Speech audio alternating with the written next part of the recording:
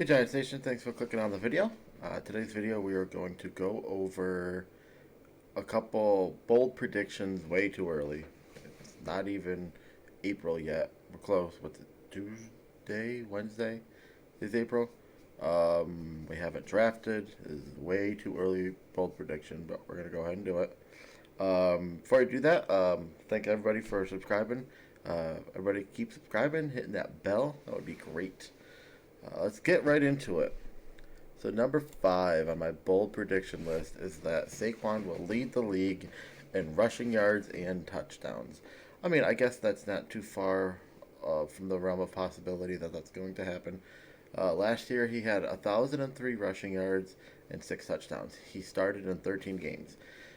Now I say that he started in 13 games. He did miss 3. But let's be realistic here. In 3 or 4 of those games, he was not the Saquon that we knew in 2018. He had that ankle injury that hampered him for most of the year. If he did not get hurt last year, he probably would have won the rushing title. He still had 6 touchdowns and 1,003 rushing yards, so that is something to look forward to.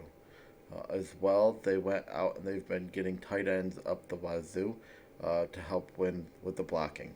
I think you're going to see a lot of 2 or 3 tight end sets to help either Nate Solder or whatever right tackle they have.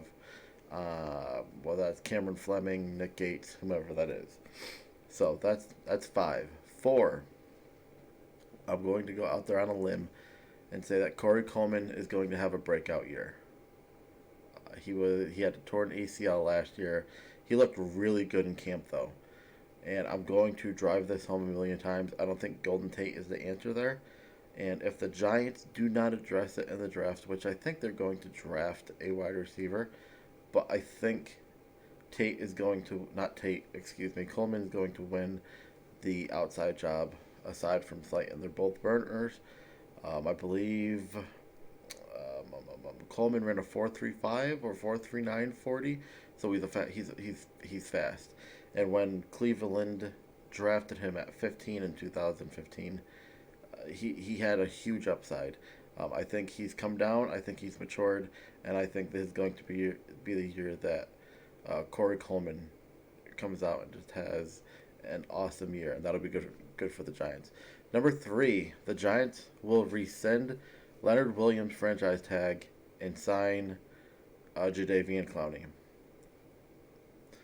To me, it's the logical step at this point. Jadeveon Clowney's been out there for far too long. At this point, he should have been signed fast, but the $20 million that he wanted, he's just not going to get. So I say they rescind him and Leonard Williams, and they sign Clowney 19 million for 3 or 4 years. They need an edge rush. Fackrell will be, from the tape that I've watched, he'll be okay on the edge. But if you can get a dominant edge rush like him, like Clowney, then you're set.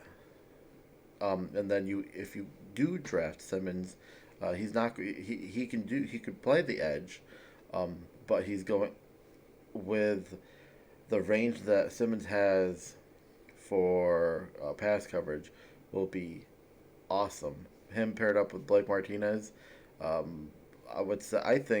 personally think that Simmons is going to be a in the box safety and play weak side linebacker and your typical 3-4 set.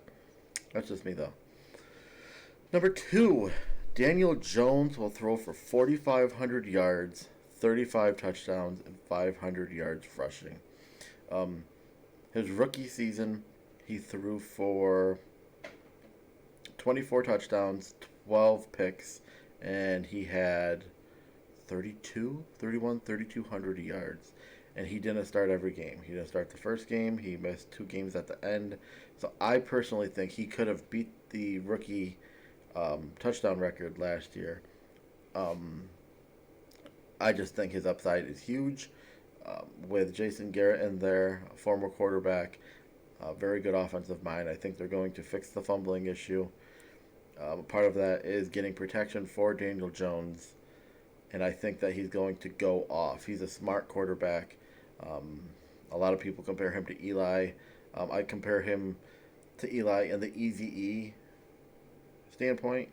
Um, but aside from that, I think he is obviously a much more athletic quarterback than Eli was. But he's smart like Eli. A lot of people hate on Eli all the time because that darn Eli face that always gets him. But he's smart, and Daniel Jones is going to be a smart quarterback. I'm gonna get ripped for this one, but I say that the Giants' record next year will be 10-6.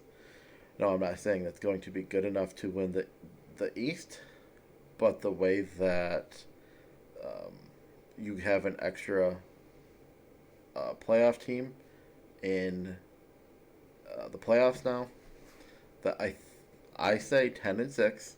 The Giants lost 5 games last year by one score. They were 4-12. So I don't see any reason why 5 games can transition to. I understand 4-5 is 9, and that's 9-7. But I think they're going to get better enough where they can go 10-6. I think with Joe Judge's mentality of driving home, um, being fundamentally sound, teaching the players what they want and what the outcome will be if they train, if they follow the new playbooks that they have, the whole nine. I think that 10-6 is not out of the realm of possibility. I know you'll kill me for that, but it's a bold prediction. So that's what I think. Let me know in the comments below what you think. If you could subscribe, that would be awesome. And hit that like button. Thanks for watching, everybody.